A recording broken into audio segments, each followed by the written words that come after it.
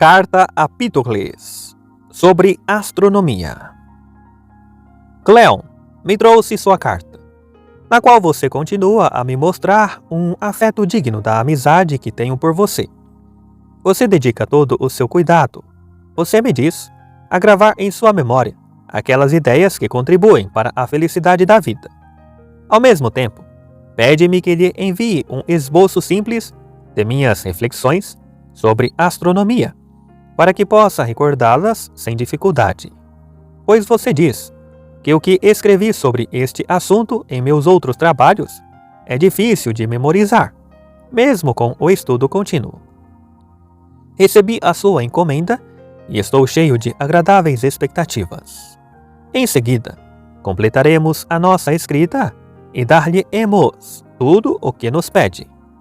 Muitos outros, além de você, acharão estes raciocínios úteis, especialmente aqueles que recentemente se familiarizaram com a verdadeira história da natureza e aqueles que estão apegados a atividades que vão além de qualquer parte da educação comum. Por isso é bom que você as tome e as aprenda e as ponha de pé rapidamente, juntamente com o breve resumo da minha carta a Heródoto.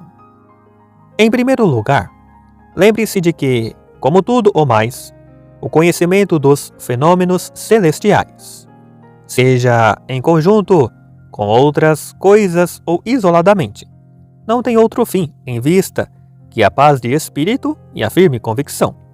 Não procuramos arrancar pela força o impossível, nem compreender todas as coisas igualmente bem, nem fazer nosso comportamento sempre tão claro como quando discutimos a vida humana ou explicamos os princípios da física em geral. Por exemplo, que a totalidade do ser consiste em corpos e natureza imaterial, ou que os elementos últimos das coisas são indivisíveis, ou qualquer outra proposição que admita que apenas uma explicação dos fenômenos é possível. Mas não é o caso dos fenômenos celestiais. Estes, em todo caso, admitem causas múltiplas para sua ocorrência e relatos múltiplos. Nenhum deles conflitante com a sensação, com a sua natureza. Pois no estudo da natureza, não devemos nos conformar com suposições vazias e leis arbitrárias, mas sim seguir os sinais dos fatos. Pois a nossa vida não tem nenhuma necessidade de irracionalidade e opinião falsa. A nossa única necessidade é uma existência imperturbável.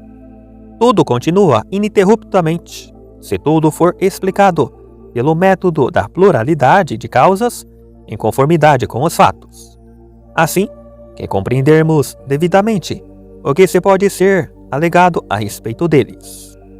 Mas quando selecionamos e escolhemos entre eles, rejeitando um igualmente consistente com o fenômeno, claramente nos afastamos do estudo da natureza e caímos no mito.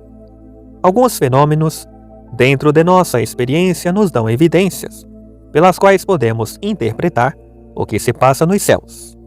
Vemos como os primeiros realmente acontecem, mas não como os fenômenos celestes acontecem, pois sua ocorrência pode ser devida a uma variedade de causas.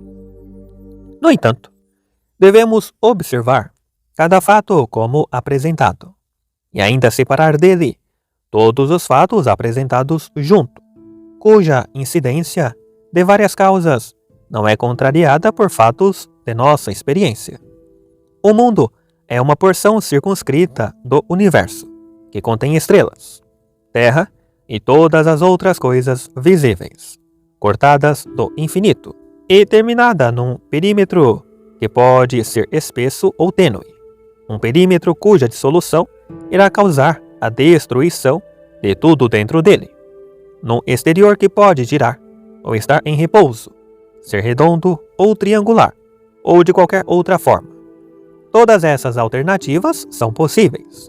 Elas não são contraditas por nenhum dos fatos deste mundo, no qual uma extremidade não pode ser discernida.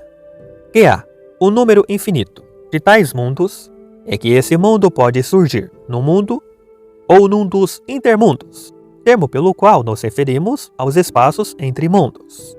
Num espaço toleravelmente vazio, e não, como alguns afirmam, num vasto espaço perfeitamente claro e vazio. Ele surge quando certas sementes apropriadas se precipitam de um único mundo ou intermundo, ou de vários, e sofrem adições ou articulações graduais ou mudanças de lugar, e pode ser irrigação de fontes apropriadas, até que estejam maduros e firmemente estabelecidos na medida em que os fundamentos lançados possam recebê-los. Porque não basta que haja uma agregação ou um vórtice no espaço vazio, no qual o mundo pode surgir como os necessários sustentam, e pode crescer até colidir com outro, como diz um dos chamados físicos. Por isso, está em conflito com os fatos. O Sol, a Lua e as estrelas geralmente não eram de origem independente e mais tarde absorvidos no nosso mundo. Partes, pelo menos, servem para a sua defesa, mas logo começaram a tomar forma e a crescer, assim como a terra e o mar, devido aos acréscimos e movimentos giratórios de certas substâncias de textura mais fina, da natureza, do vento ou do fogo, ou de ambos, pois o próprio sentido sugere isso. O tamanho do Sol e das estrelas remanescentes relativamente a nós é tão grande quanto parece, mas em si mesma, e na verdade, pode ser um pouco maior ou um pouco menor, ou precisamente tão grande quanto se vê. Assim também os fogos dos quais temos experiência são vistos pelo sentido, quando os vemos à distância. E todas as objeções contra esta parte da teoria serão facilmente encontradas por qualquer um que atenda a fatos claros, como mostro em meu trabalho sobre a natureza, e o nascer e pôr do Sol, da Lua e das estrelas pode ser devido ao acender e apagar, desde que as circunstâncias sejam tais que produzam este resultado em cada uma das duas regiões, leste e oeste, pois nenhum fato testemunha contra isto. Ou o resultado pode ser produzido pela sua vinda à superfície da Terra e novamente pela sua interferência para os esconder, pois nenhum fato testemunha contra isso também, e as suas movimentações podem ser devidas à rotação de todo o céu, ou o céu pode estar em repouso, e só elas giram de acordo com algum impulso necessário para se levantarem, implantado inicialmente quando o mundo foi feito, e isto através de calor excessivo, devido a uma certa extensão do fogo que sempre se apodera do que está perto dele. De novo, elas podem ser igualmente devidas à pressão contrária do ar ou ao fato de que de tempos em tempos o combustível necessário tenha sido consumido na vizinhança ou haja escassez dele, ou até mesmo porque tal movimento giratório foi da primeira parte inerente a essas estrelas, de modo que elas se movem em uma espécie de espiral, pois todas essas explicações e coisas do gênero não entram em conflito com nenhuma evidência clara, ainda que apenas em tais detalhes nos apeguemos ao que é possível e possamos trazer cada uma dessas explicações de acordo com os fatos inalterados pelos artifícios servis dos astrônomos. O crescer e minguar da Lua, fases, também podem ter várias causas.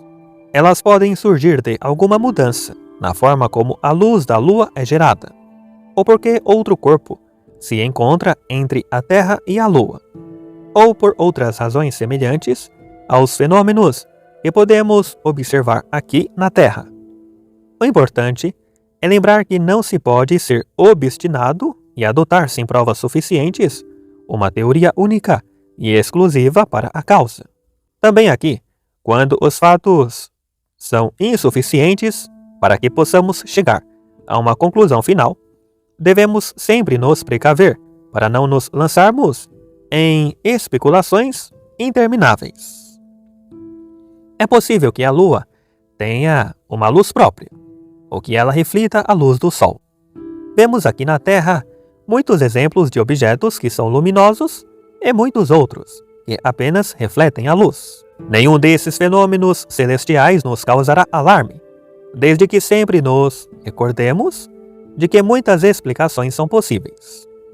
É essencial que sempre façamos nossas investigações com essa abordagem em mente e que não tomemos nossas decisões de outra forma.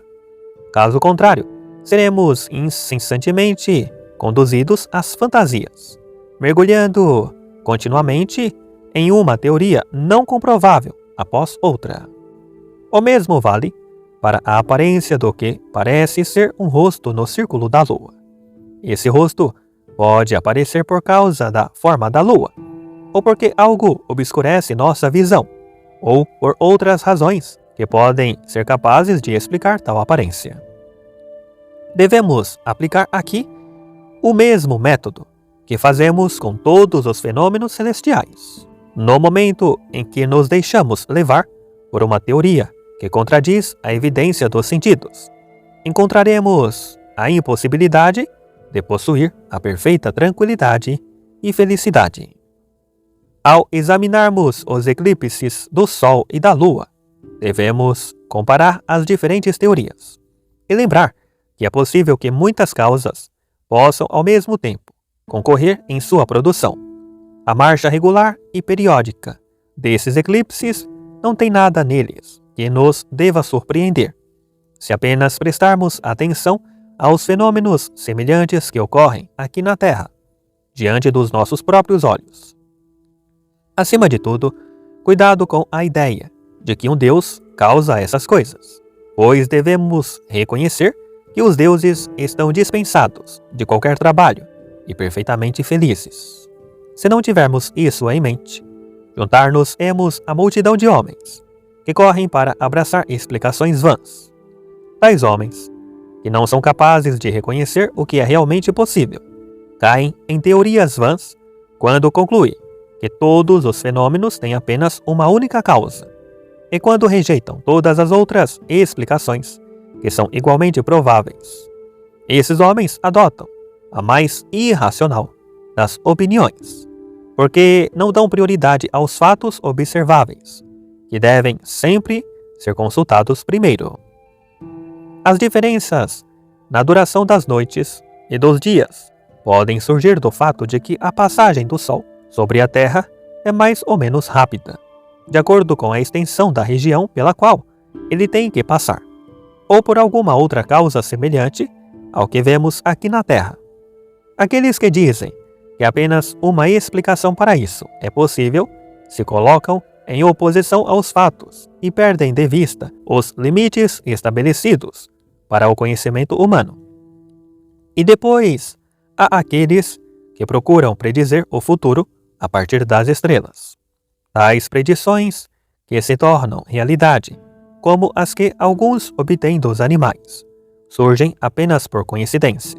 Estas podem acontecer, por exemplo, porque há alguma mudança no ar, ou de qualquer outra causa que podemos encontrar evidências para apoiar. Questões como relâmpagos e raios podem ser produzidos por uma condensação violenta dos ventos, ou pelo seu rápido movimento e conflagrações. Pode-se dar uma série de explicações para essas coisas, mas devemos, acima de tudo, estar em guarda contra fábulas.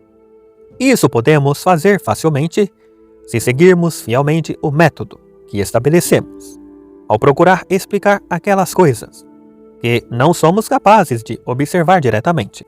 Devemos sempre compará-las com aquelas que somos, de fato, capazes de observar diretamente.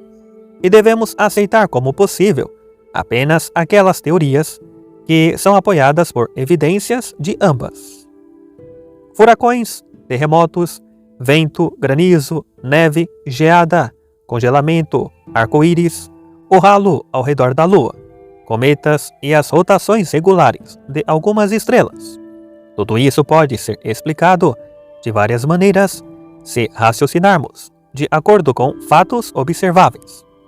Atribuir uma única causa a todos estes fenômenos, quando a experiência dos nossos sentidos sugere várias causas, é uma loucura. Tal raciocínio é adequado apenas para os astrólogos ignorantes, que cobiçam um conhecimento oco.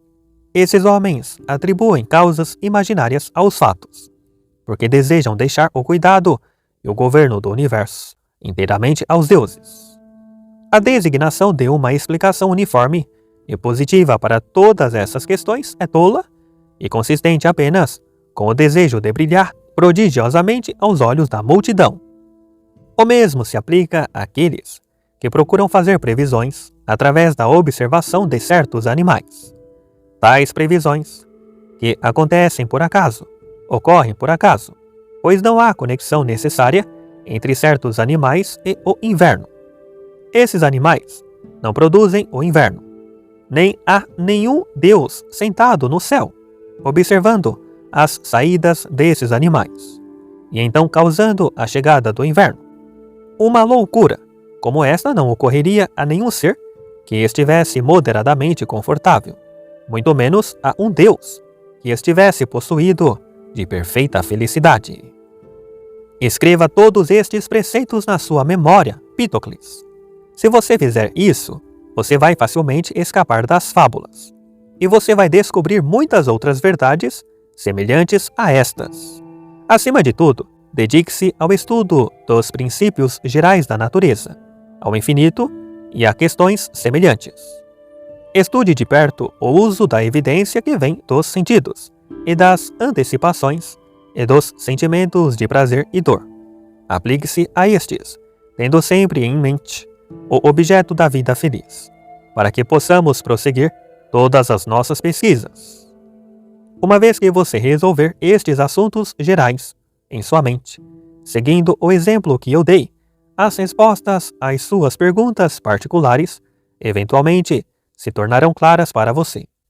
Quanto aos homens que não se aplicarem a este estudo, jamais encontrarão a verdade, nem atingirão o objetivo de uma vida feliz, para a qual toda a nossa pesquisa nos dirige.